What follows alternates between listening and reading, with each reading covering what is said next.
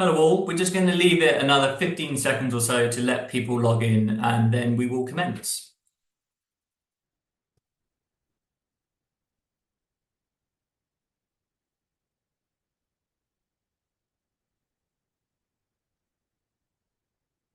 So we might as well get going. Hello everyone, and thank you very much for joining us today for our webinar on the Middle East that we've entitled Risks, Scenarios and Resilience.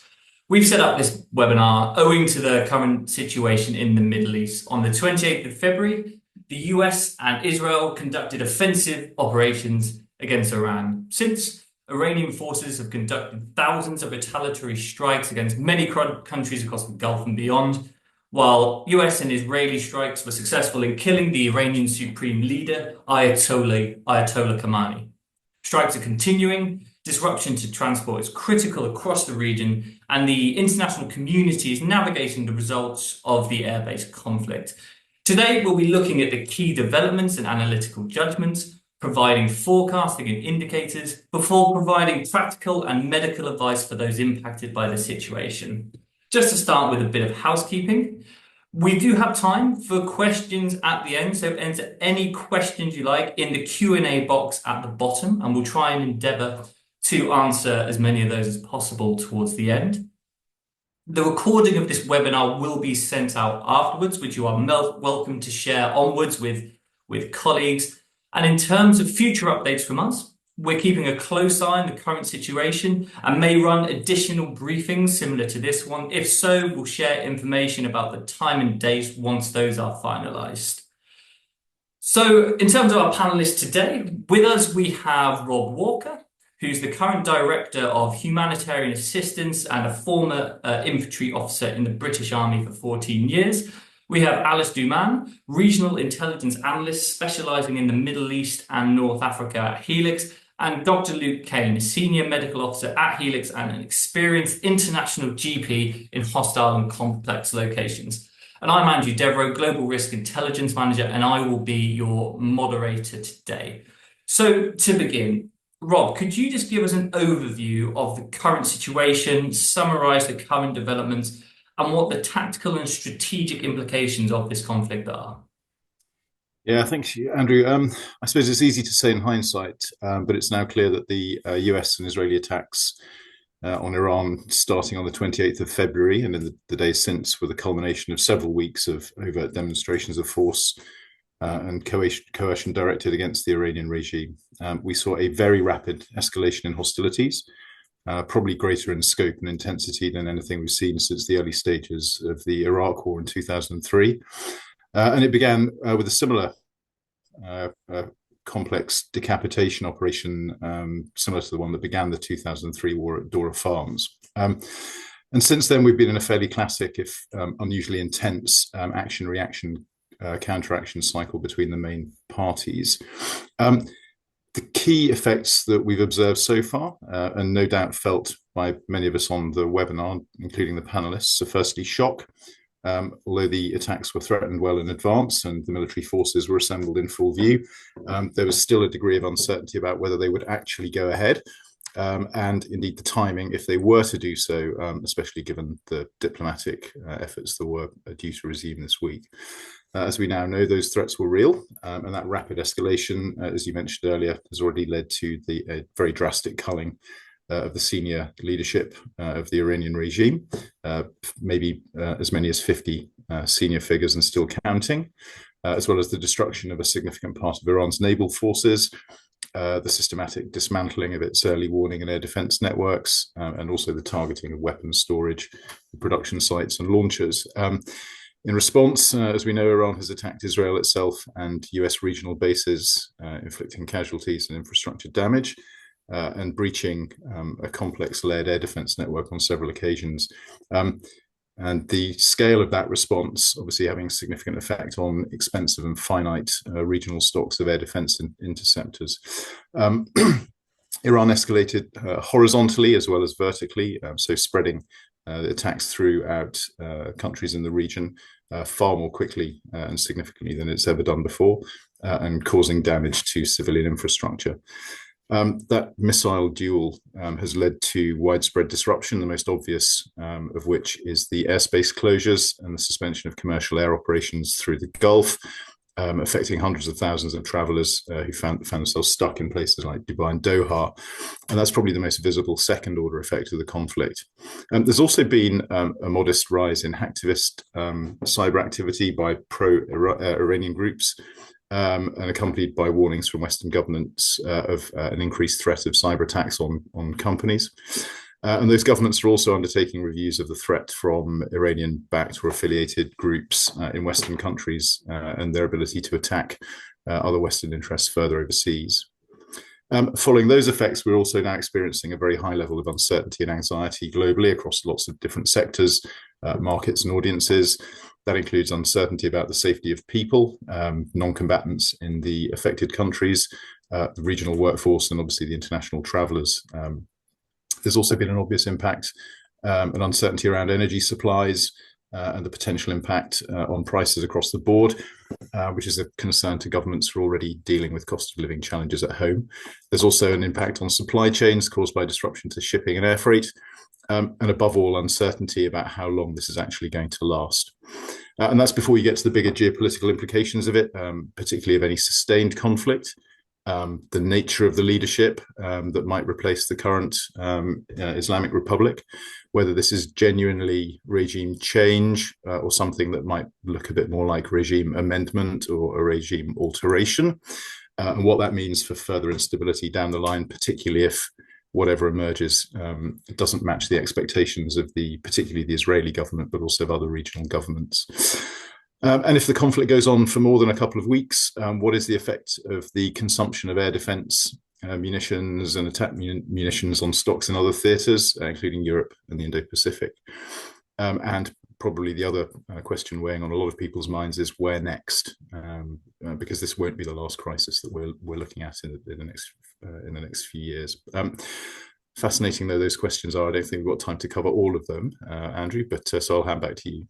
Of course, I mean, there's so much that we could do in this webinar, and I think those three themes you've identified there, shock, disruption, uncertainty, are very much going to be themes that come up time and time again in this webinar. Just to ask you a follow-up question on that, you mentioned shock.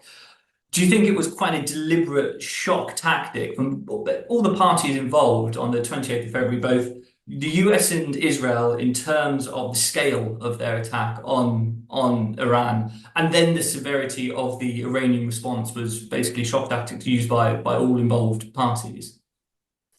Well, yeah, I mean, it's obviously very wise to keep your opponents guessing, even if it means you have to keep your friends and allies guessing as well.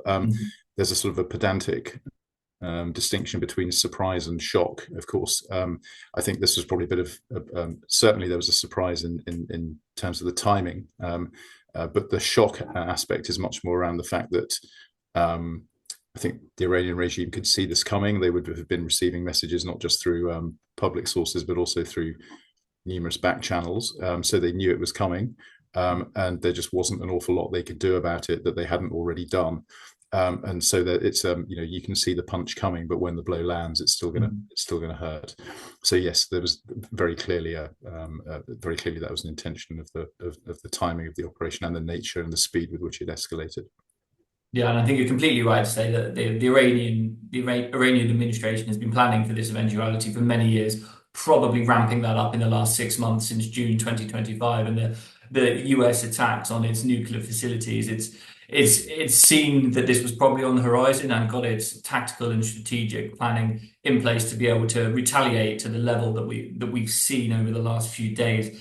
So moving on to you, Alice, could you please go around the region, giving us a brief update on the situation in each of the affected countries? Of course, yeah. So if we first look at the regional level, what we're seeing is that the security risks remain elevated because there are sustained missile and drone activities, ongoing retaliatory strikes involving and against Iran, and continued targeting of US-linked assets, both military and civilian.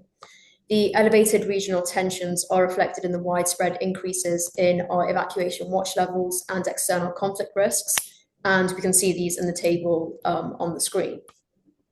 The diplomatic environment, I think, reflects how elevated the security risks are. And we've seen this in the US State Department's advisories, which span across the region and underscore how widespread the risk landscape has become since the outset of war on the 28th of February.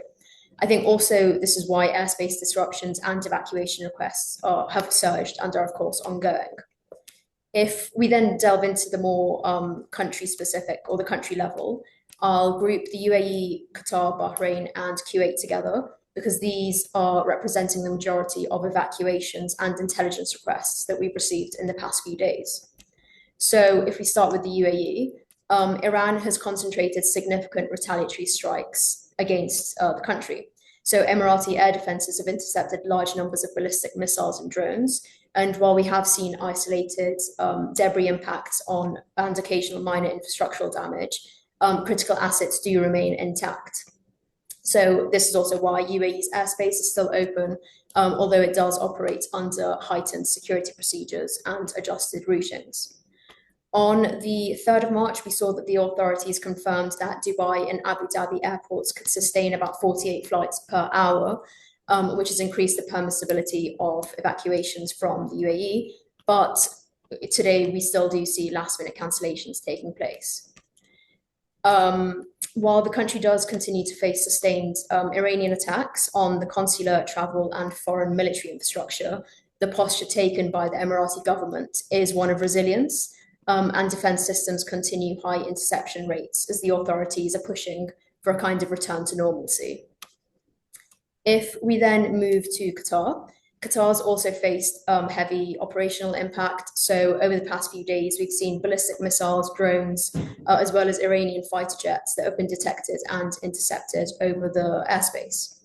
So the country has avoided major infrastructural damage, but the cumulative effect of continued threats against Qatar and its infrastructure has meant that airspace has remained closed since the 28th.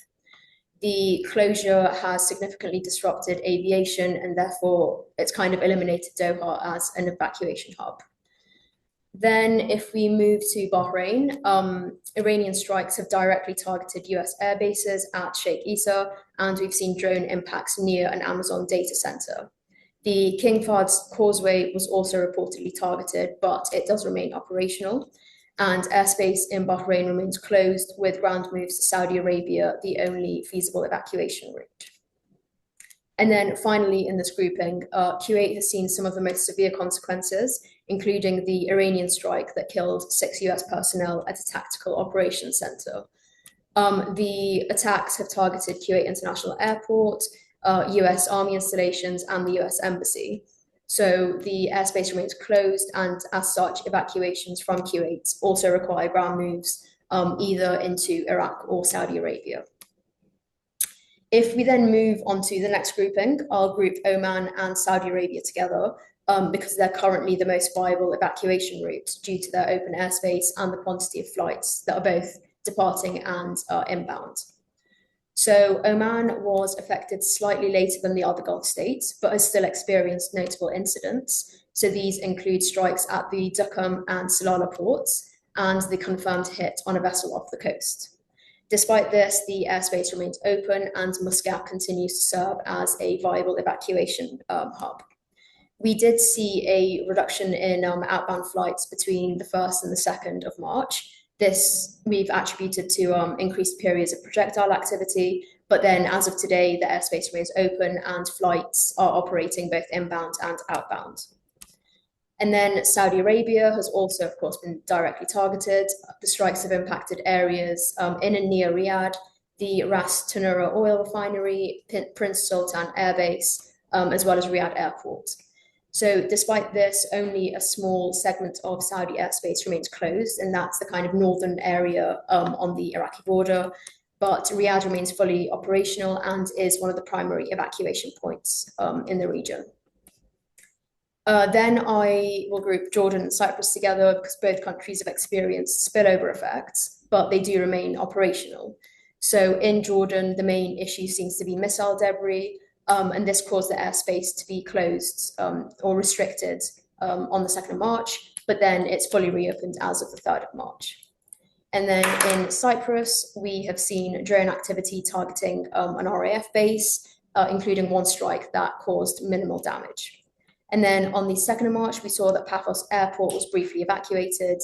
And this morning, we actually saw some flights were rerouted that were going to land in Larnaca, I think it was, due to a suspicious object, but the airspace remains functioning and open. And then lastly, I'll group Lebanon and Israel together because I think in this conflict, this has been the most intense escalation.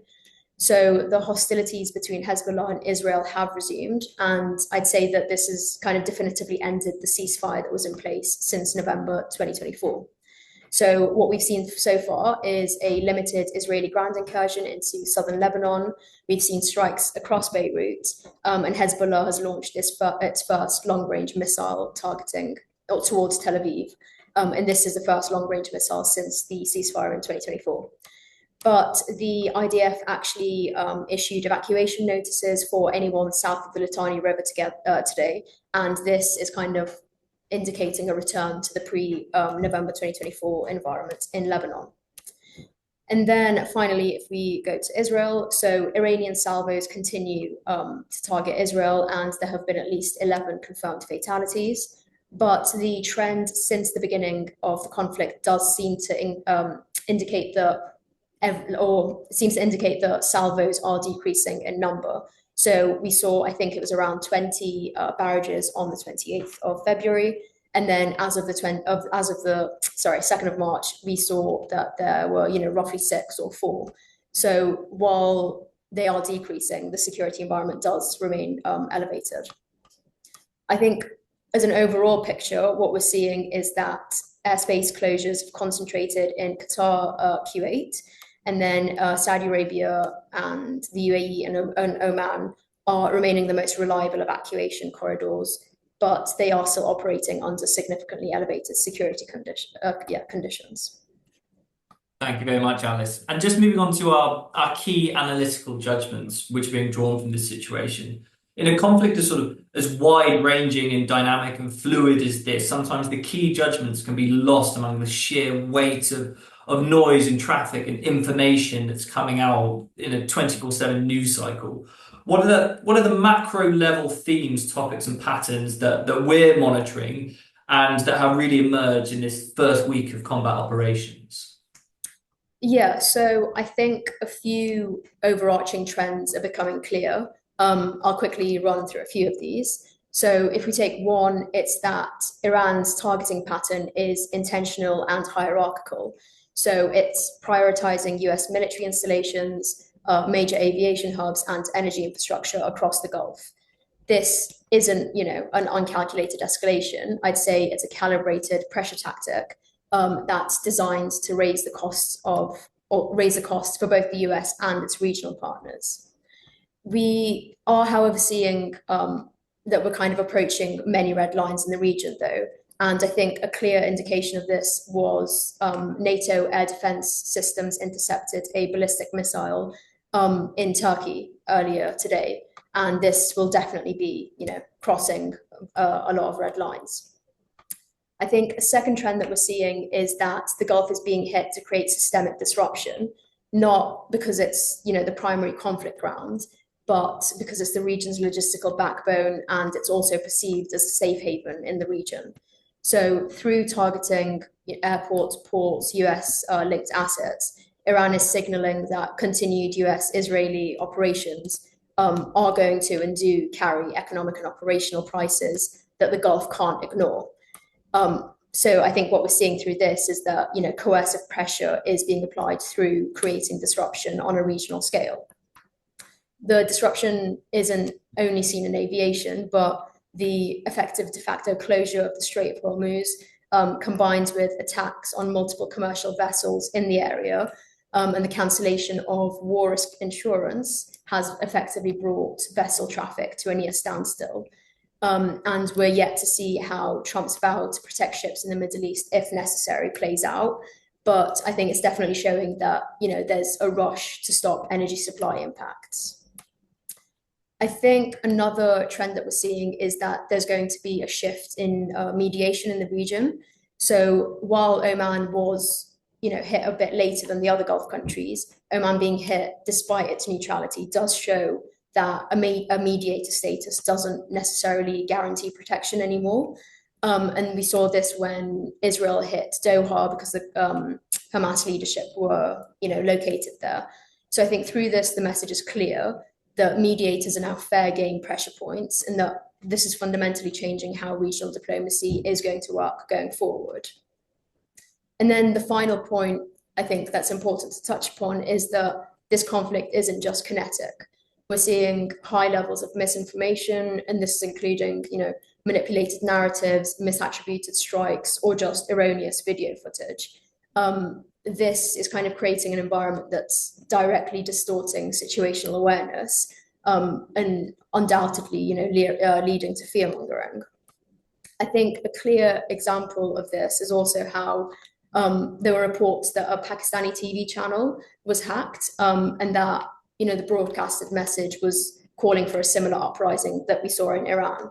And to me, this is a clear example of how cross-regional cyber, warfare can take place, or how misinformation really does start from a conflict like this.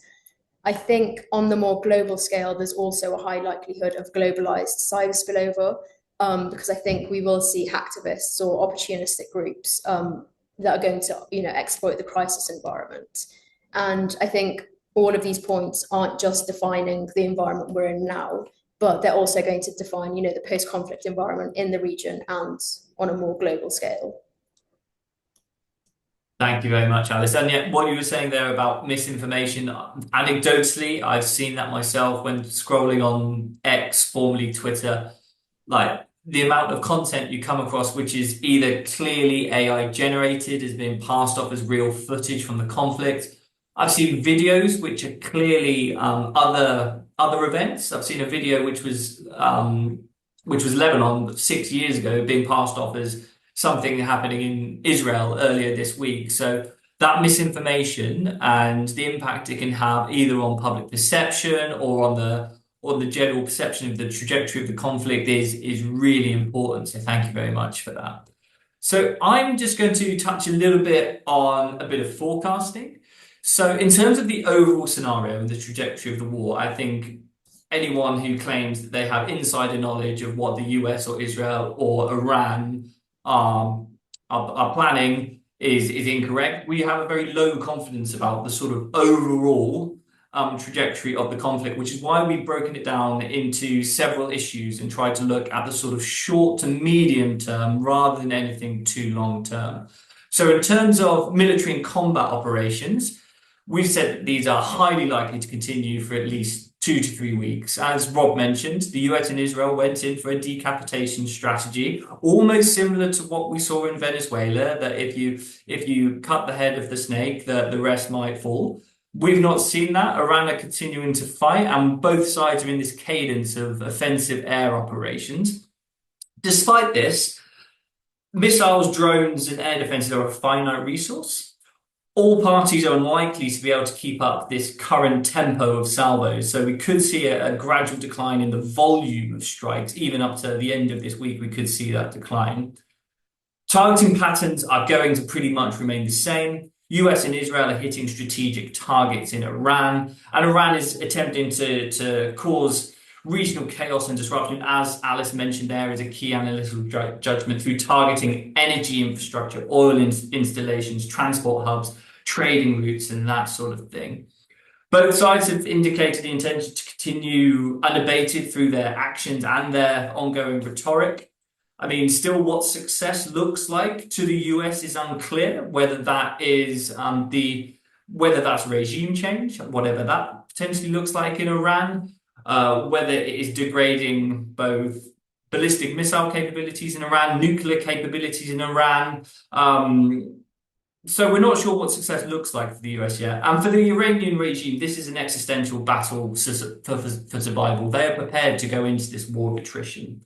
In terms of the regional travel disruption, further disruptions are almost certain in the coming week. A full reopening of airspace will occur if the number of projectiles decreases. Airline companies want to be wanting to resume service ASAP, especially those key carriers in the Middle East, such as Emirates, Etihad, Qatar Airways.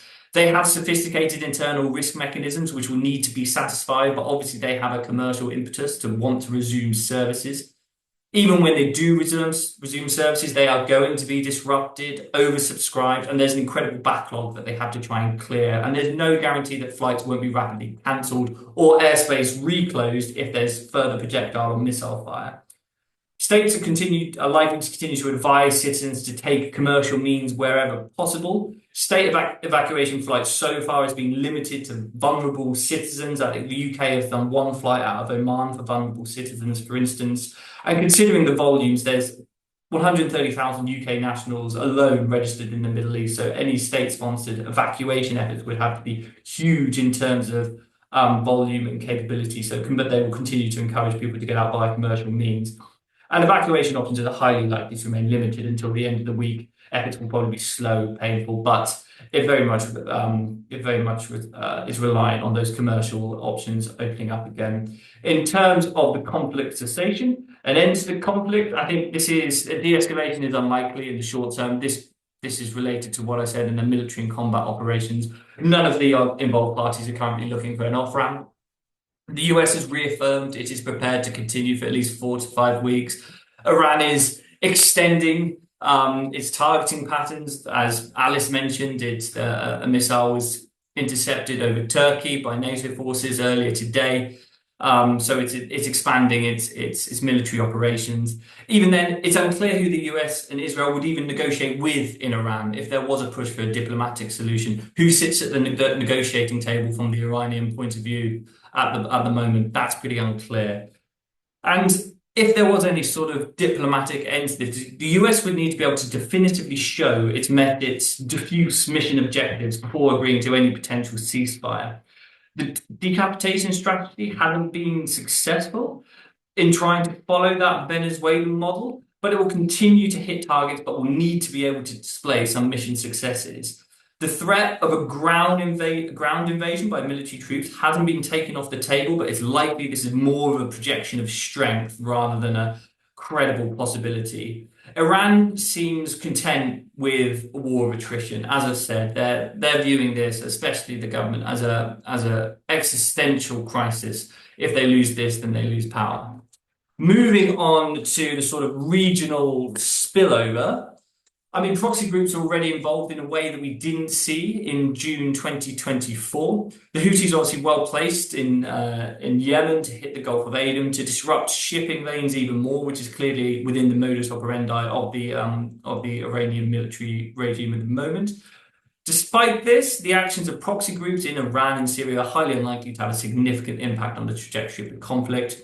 Other Western countries appear reluctant to get involved in offensive actions, turning to potential intervention by other countries. They're largely favouring defensive operations. It remains fully unlikely that Article 5 within NATO will be invoked.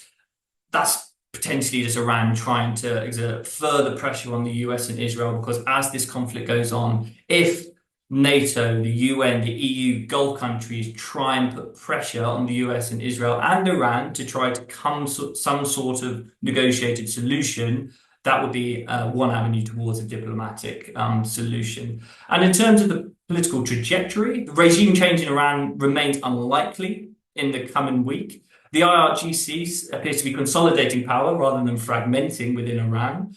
Khomeini's own son is set to be announced as supreme leader, and the Islamic Republic shows no imminent sign of collapse. A peaceful transfer of power still remains highly, highly unlikely. There's no opposition movement, which is putting pressure on the political elites, and there's been minimal accounts of political unrest compared to the protests in February of this year, which could precipitate civilian-led change. The US has spoken of favouring certain political leaders in Iran. President Trump says some of these have been killed. And after 30 years of both the US and Israel looking for this sort of unicorn, moderate Iranian leader that they foresee taking over the country, none has appeared, and it would be very unlikely that a moderate would be able to take power while the current mechanisms of power are in place.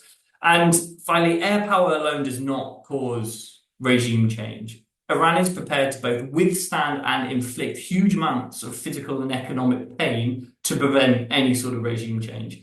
Resource constraints are a huge factor as well, the longer the conflict continues. As I've said, both missiles, drones, all elements of air power are finite resources. And so those are the main areas of forecasting we're looking at the moment. And in terms of the indicators, we are looking mostly at indicators of improvement and indicators of deterioration. Mostly at the moment, we are seeing indicators of deterioration, such as aerospace threats, so the sustained frequency of projectiles and missile fire. Airspace and air travel availability obviously remains significantly constrained. Any positive diplomatic signals from any of the involved parties, we're not seeing any of those. Travel advisories still pretty much almost exclusively are advising against travel to the Middle East from the US, UK, EU countries. And embassies are still being evacuated or reducing their diplomatic footprint. Even yesterday, the US temporarily closed embassies in Saudi Arabia, Kuwait, and Lebanon. In terms of signs of improvement, we're saying that critical infrastructure is stable, even though it's being targeted throughout the Gulf. Particularly, there's been no critical impact to utilities, communications, or power beyond sort of any localized issues. The majority of business operations, notwithstanding sort of transport operations or anything like that, are continuing as normal. And there's been no reports of successful cyber attacks. Alice has mentioned the potential for hybrid warfare to play a part in this conflict, but we haven't seen any successful cyber attacks, but despite reports yesterday of attempted attacks towards some transport hubs in the Middle East. And these are the indicators that we're going to continue to monitor throughout the conflict to see if we can see any potentially improvement in the outlook or further deterioration. So moving on, in the GSOC, sort of the most common request we're getting at the moment is for advice, whether people should stand fast, as most official advice suggests, whether they should look for alternative evacuation routes to Saudi Arabia or Oman, or is there something else that either individuals or organizations should be doing at the moment? Rob, could you summarize the key considerations that those impacted should be including in any decision making? And what are the current sort of available options to those impacted? Yeah, thanks, Andrew. The slide on the screen at the moment summarizes our general advice and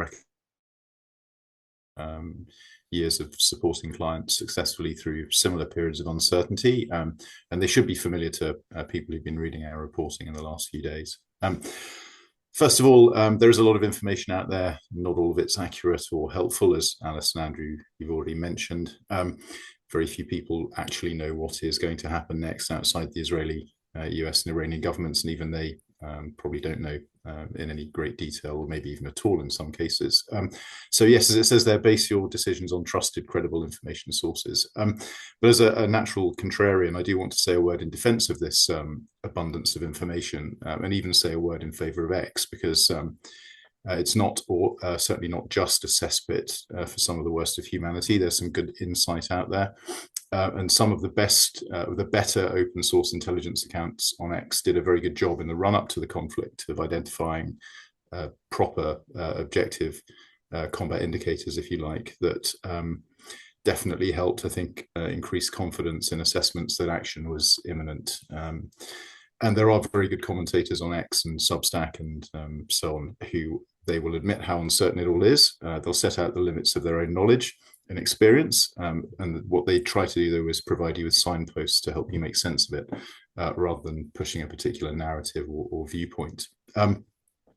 Related to that is not necessarily misinformation, but a lot of this information that's out there is designed to drive engagement for commercial benefit, particularly through sensational claims or recycled footage, as you mentioned, Andrew. So think before you repost something just because it looks cool, not because you're necessarily promoting misinformation, but you are helping idiots to make money. And Andrew, as you've also mentioned, we need to be prepared for an extended period of uncertainty. And it's very important to stress that however this ends, it's very unlikely that it's going to end neatly in a tidy cessation of hostilities across all lines of activity. and in every country at the same time. There are lots of different parties to this conflict who have to be convinced it's over, not just the Iranian government, but also the governments and the electorates of all the main belligerents, and regional countries and other factions who've yet even to make themselves felt. So everyone needs to be prepared psychologically for lulls and sudden re-escalations in the short term, even if they're not as significant as they were over the weekend. Related to that, that uncertainty emphasizes the need to be flexible and to have several options and to think in advance about them. Stay in touch with your assistance provider, understand the advice that they're giving, also understand their capabilities and limitations. And I would say that the best providers will be open about what they can't do as well as what they can do.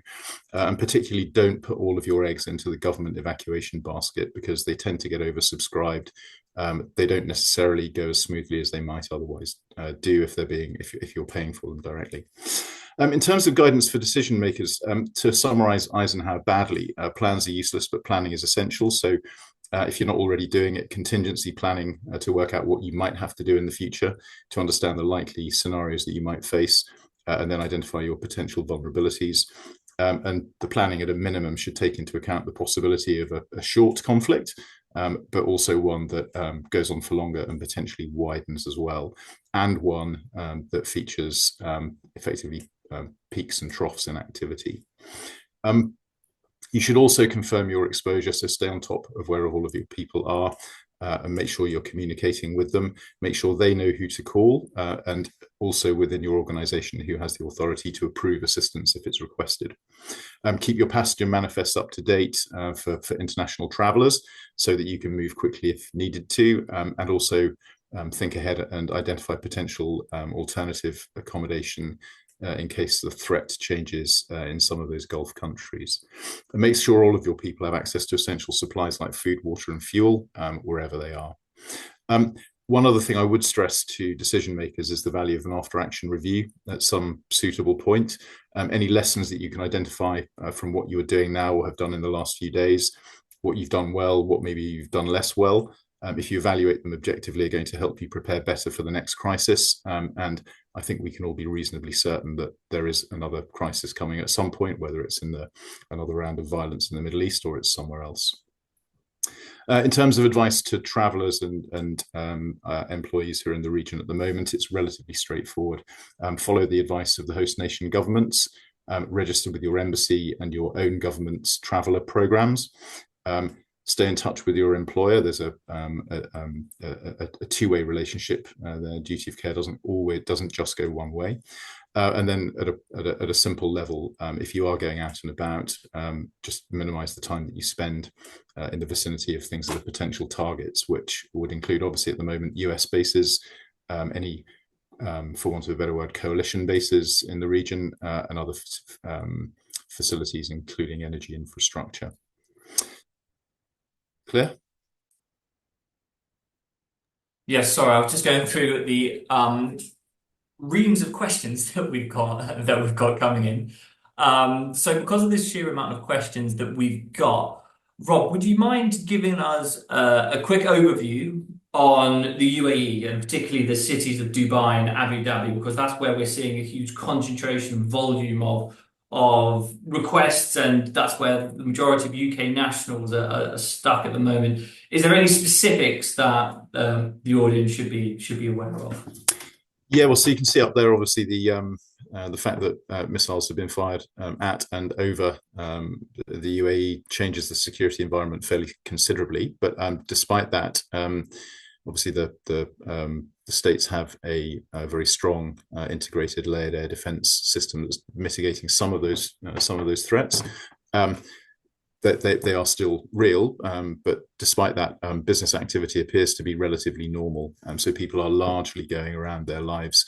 Some companies have instituted working from home, and I know most schools are closed and doing remote learning, but otherwise businesses are open. You can get access to food, water, fuel, and so forth.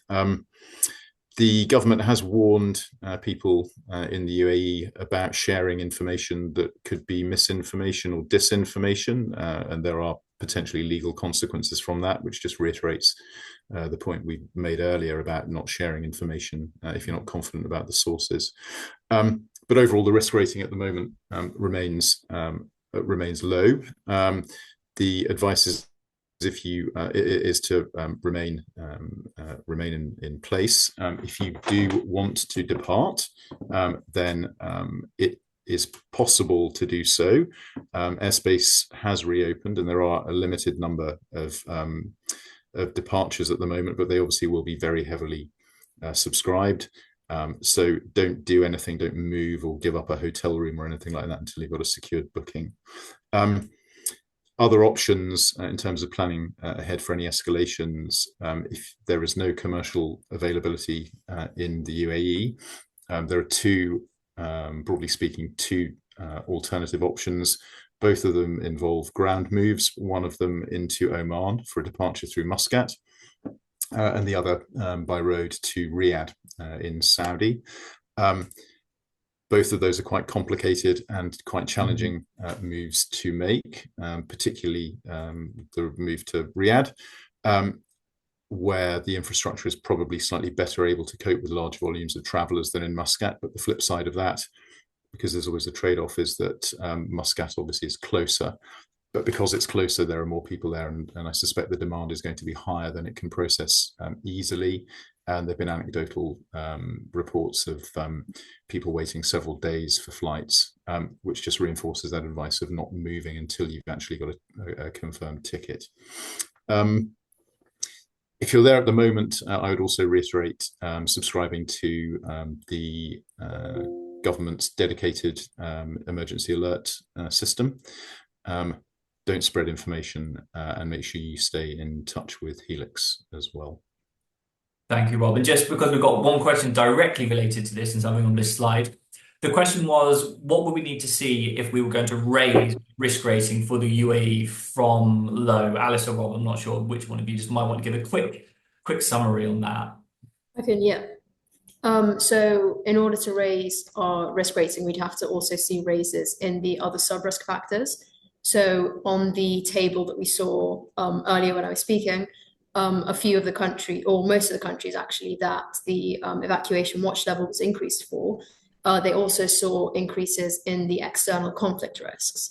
So this doesn't necessarily, indicate that the whole risk environment has increased, which is why, as Rob said, the UAE's risk rating remains low. So in order for it to be raised from warning to, consider evacuation, for example, we'd have to not only see indicators that are being met that you spoke about, Andrew, but also that other sub-risk factors such as crime, unrest, kidnap, interstate conflict, that they also need to be met in order to show that, the overall environment is becoming less permissive, less suitable to be in, and then that would see a raise in the risk rating and the evacuation watch level. Excellent. Thank you, Alice. That's one question knocked off. And just finally, before we move on to the other questions, sometimes one of the more neglected elements of a conflict can be the mental and physical toll it takes on not just those in the area impacted by the combat operations, but those with families, friends, or colleagues also affected. So, Luke, what are some of the practical support available, and what guidance is there on the psychological impact of conflict? Yeah, thanks very much, Andrew. So firstly, I think feeling stressed or distressed in a situation like this is completely normal. So don't hesitate to reach out if you or one of your employees needs support. But what might this stress look and feel like? So common symptoms of stress would include things like an increased feeling of anxiety, difficulty sleeping, difficulty concentrating, feeling very irritable.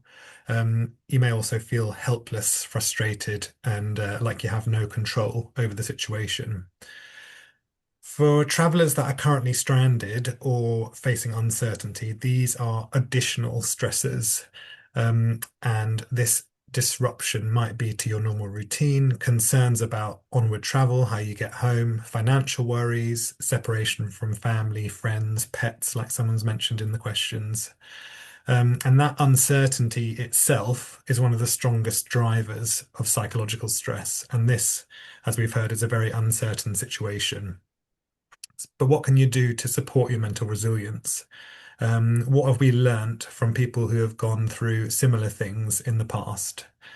And the first thing is maintaining structure and routine. So, if possible, in an uncertain situation, routine helps to restore a sense of stability and control. So, that might be very simple things like maintaining regular meal times for breakfast, lunch, and dinner, getting sleep, the right amount of sleep, and making sure you go to sleep at the same time every night, and engaging in exercise. And that might be very light exercise or even having access to a gym in a hotel, for example.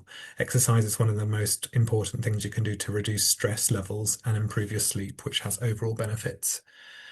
And I think the second thing is limiting excessive news consumption. We've mentioned this a few times already. It's obviously very important to stay informed, but constantly monitoring news and social media can significantly increase your anxiety. Some advice would be to check updates a few set times per day. So, for example, every 2 or 3 hours, and rely on trusted news sources. So, you don't want to be continuously scrolling through social media feeds. Be very, very aware of AI generated content or images that are taken totally out of context. The algorithm wants your attention, it doesn't care about your mental well-being. But one of the key things that there's loads of good, robust evidence for from past conflicts and disasters, and it's actually the strongest protective factor for mental health during crises, is your social support system. So what's needed is simple human connection, and just short conversations or little check-ins can reduce those feelings of isolation, especially if someone's trapped somewhere like the Middle East right now. It can help people process what they're experiencing. But on the flip side, you want to make sure that people aren't overwhelmed by messages and calls. So think about quality over quantity. And if you're there right now, don't feel overwhelmed by the need to reply to multiple messages. You might have lots of people from your past messaging you or calling you. Just focus on those important contacts and the ones that are going to be helpful to you right now. I think it's also very useful to focus only on things that are within your control. So in situations like this where there's lots of uncertainty, small practical things, small practical actions can give you a sense of agency. So this might be just simple things like making sure your passport's ready, your tickets are ready, you've got a go bag packed, and following the advice and guidance from your security or assistance providers. Another thing you can do is support other colleagues or friends, family that might be in a similar situation. From the organizational perspective, clear, concise communication is very important, and having an access point that people know about. So if things do deteriorate, they know who to contact. And providing regular updates, encouraging line managers to check in with their teams, and signposting to support resources like employee assistance programs. And then finally, it's important to recognize when you or someone in your organization might need extra support. So most stress reactions during crises like this are temporary and they improve as the situation stabilizes. But if someone is experiencing persistent, severe anxiety, panic attacks, intrusive thoughts that aren't going away, ongoing insomnia, or there's a real significant impairment in daily functioning, then that person or their manager needs to speak to a medical professional. And so if they were in the Middle East at the moment, I'd advise that they speak to their medical assistance provider or even their regular GP from home, because they might be able to access care through that pathway. And remember that early support during these stressful times can help prevent short-term stress reactions from developing into longer-term psychiatric difficulties like PTSD. So it's really important. Thank you. Thank you very much, Luke. As mentioned, an incredibly important element in terms of the impact of conflict that shouldn't be forgotten. And thank you very much to Alice and Rob as well. So we will move to the Q&A portion of the webinar now. So I've just been going through, and because we've got so many questions, I've sort of tried to group similar ones together to try and get through as many as we can. So first of all, we've had numerous questions about domestic UK security and potential impacts upon domestic UK security. So I'll answer this one because I had some time to think about it while the rest of the panelists were speaking. it's highly unlikely that there are any primary combat operation risks associated with the UK at the moment. The UK government has adopted a posture of only involving in defensive operations. Iran are highly unlikely to try and start hitting any sort of UK-based targets, given their limitations in terms of the potential arsenal of missiles and drones that they have. Secondary impacts, though, we've also had some questions on protests. And I think there is a credible risk of protests, both pro and anti the conflict in the coming weeks. That's not just in the UK. That, I think, also spreads across Europe as well. And we have also had some questions about the risks for Europe in the coming weeks and whether there will be pressure from the US to get involved in the conflict. I think that's a really good question. We've already seen President Trump criticizing Keir Starmer for his stance on not getting involved in the offensive campaign. I think it very much comes down to the individual countries in question. I think most will favor the defensive operations rather than committing to any offensive operations due to sort of a balance of thought on what benefits their country the most. I think there could be, again, protests to and against the military operations across Europe, especially if there are more sort of controversial or emotive situations that arise during this conflict. But I think NATO, as mentioned, is highly unlikely to get involved, even if Iran tries to target the sort of more eastern NATO countries. I think that's probably an attempt by Iran to try and get NATO to pressure the US and Israel to try and seek negotiations. So hopefully that answers a few of the questions. I know that there were some that don't enter into that grouping, but Rob or Alice, have you got any thoughts on anything that was mentioned there in terms of UK and European security related to the conflict?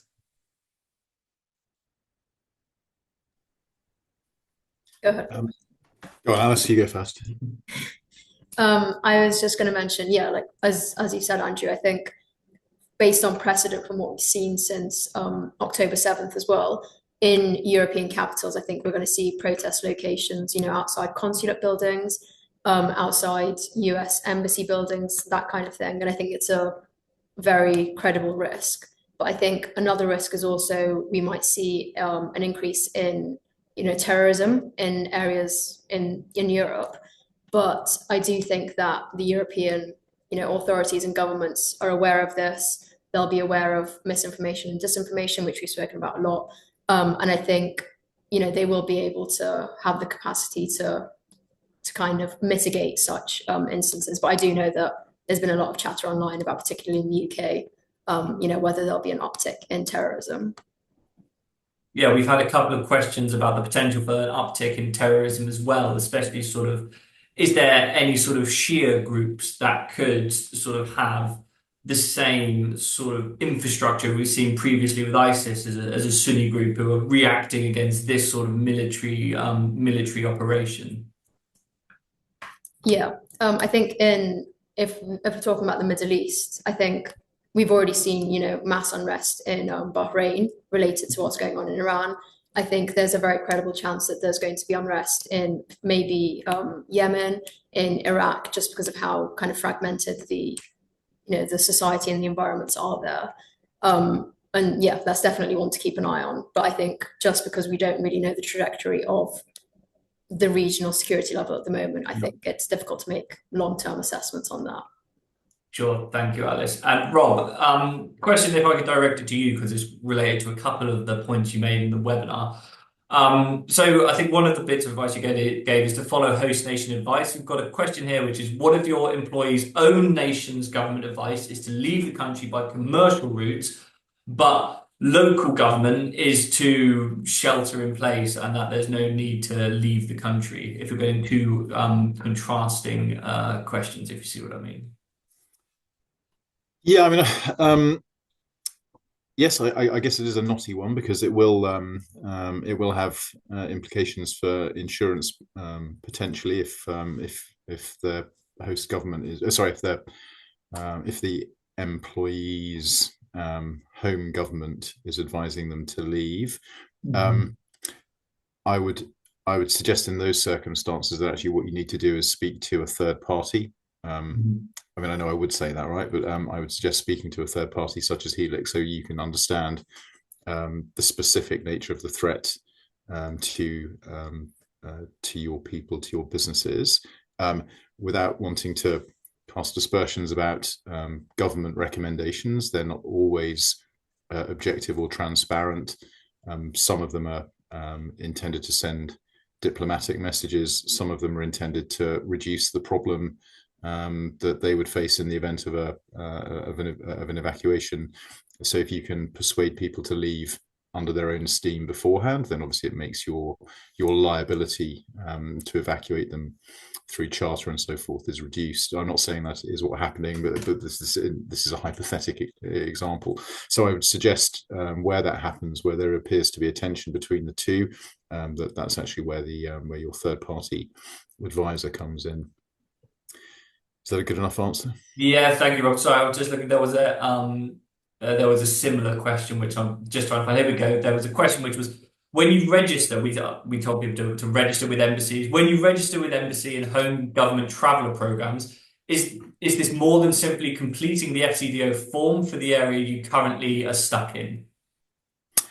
Well, I haven't done it for a very long time, so I don't know how it's changed for this crisis. But typically, there would be a dedicated web page, and you would submit your email address and contact details to that. And in theory, that should then be it should enable the government to understand where you are, how to communicate you, and what their exposure in a particular location is. And from experience, the government will contact you directly if you have a space on a flight or anything like that. That's how it works, isn't it? Yes, there'll be some. Yes, exactly. Yeah, thank you very much. We've got a question as well. Are you foreseeing any food or fuels shortage? So this one, I was having to think about this because it came in a bit earlier, as others were answering questions.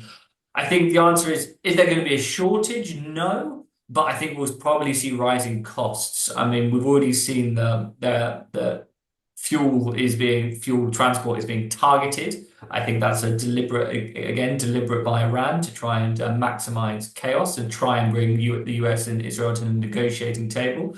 Because of that, we will likely see rising fuel costs, and rising fuel costs always have a knock-on effect on other products. As soon as fuel costs go up, I think transportation costs go up, supply chain costs go up, and that has a knock-on effect, not just on food, but also on other products and materials. So shortages, I think no, but I think the secondary impact there is probably going to be increased costs.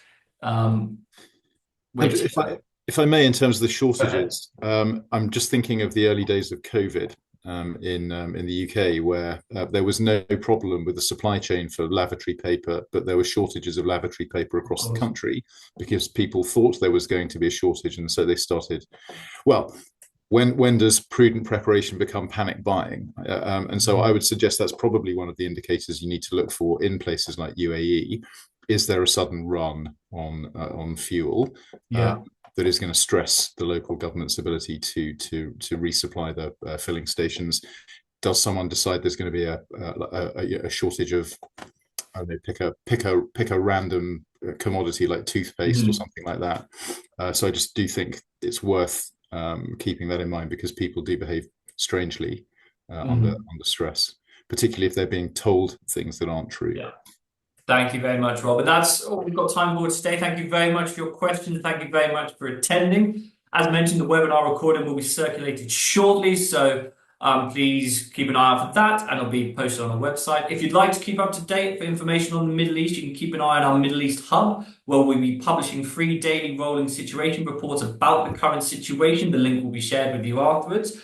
Thank you again to Rob, Alice, and Luke for joining us today. We hope you have found this insightful, and we may be speaking to you again very soon. Thank you.